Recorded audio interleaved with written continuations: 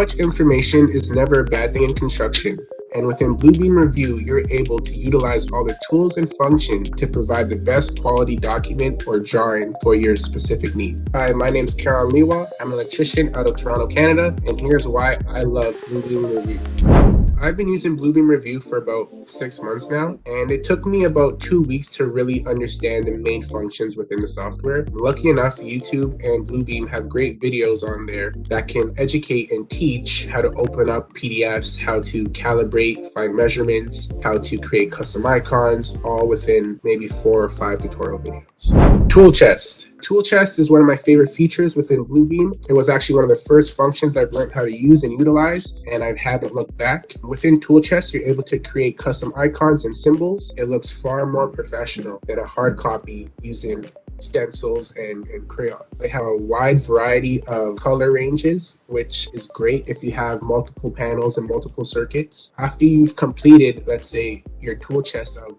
40 or 50 different symbols, they have a great feature where you're able to save and download your custom tool chest. And that helps in case you ever want to share your custom tool chest with fellow coworkers who are on other job sites that are new to Bluebeam as well. Calibrate. What Calibrate allows you to do is upload any PDF form of drawing, whether it be electrical, architectural, mechanical, or even landscape at any scale, and you're able to calibrate it within seconds. Overlay. The fastest way to figure out if your drawings are lining up is with the overlay tool. So when you're roughing in units and doing high-rise slab, you have to figure out which walls you're able to run your conduit up that line up with the following wall above. Within the overlay tool, I will grab the third floor drawings, overlay it over the second floor drawings, let's say for an example, and we'll figure out which concrete walls line up with which. And snapshot.